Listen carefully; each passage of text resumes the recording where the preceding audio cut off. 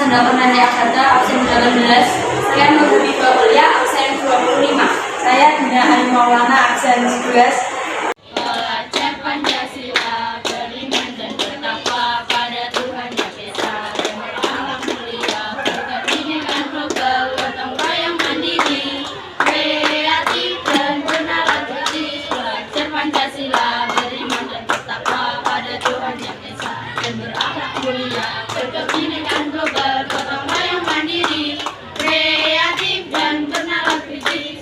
Produk perundang-undangan dan bisa saling melengkapi dan sinkron agar dapat menunjang pembangunan yang dicita-citakan oleh bangsa dan negara seperti yang tercantum pada pembukaan Undang-Undang Dasar Negara Republik Indonesia tahun 1945 pada alinea 4 yang berbunyi melindungi segenap bangsa Indonesia dan seluruh umat negara Indonesia, memajukan kesejahteraan umum, mencerdaskan kehidupan bangsa, dan ikut melaksanakan ketertiban dunia yang berdasarkan kemerdekaan.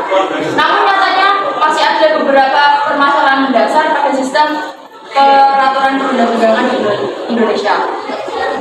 Contohnya tidak sinkronnya peraturan perundang-undangan pusat dan daerah dengan perencanaan kebijakan pembangunan. Bahkan beberapa peraturan perundang-undangan di Indonesia yang disebut menyimpang dari materi yang seharusnya diatur.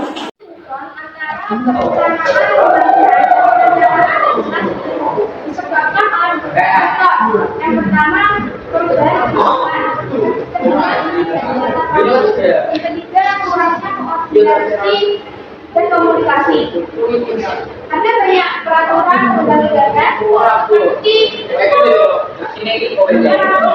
daerah yang bertentangan dengan peraturan perundang-undangan yang diatasnya. Rancangan undang-undang rencana pembangunan jangka panjang nasional hanya 3 saja yang disahkan. Dan tersebut 70 rancangan undang-undang yang digunakan dalam rencana pembangunan jangka panjang nasional dan Roadmap 2015 sampai 2019. Hanya 3 RUU saja yang disahkan.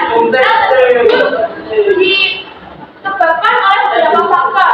Yang pertama, proses legislasi yang rumit. Yang kedua, perbedaan kebijakan dan konflik. Yang terakhir, prioritas legislatif.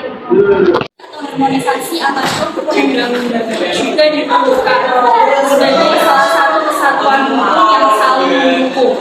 Jadi pengakuan dan asas dari undang-undang Indonesia, pembenahan kualitas perundang-undangan regulasi juga diperlukan agar mendukung pencapaian prioritas pembangunan Indonesia. Undang-undang adalah bagian dari pembangunan nasional. Pembentukan peraturan perundang-undangan akan sampai meletakkan dan juga eksekutif tingkat nasional dan daerah. Eksekutif adalah salah satu cabang pemerintah yang memiliki kekuasaan dan bertanggung jawab untuk menerapkan hukum. Figur paling senior adalah sebuah cabang eksekutif disebut kepala pemerintah. Eksekutif dapat merujuk kepada administrasi dalam sistem presidensial atau sebagai pemerintah dalam sistem parlementer. Lembaga legislatif adalah badan pemerintah yang mempunyai kuasa untuk membuat hukum. Lembaga legislatif mempunyai beberapa nama, yaitu pertama parlemen, kongres, dan majelis nasional. Dalam sistem parlemen, lembaga legislatif adalah badan tertinggi dan menuju eksekutif.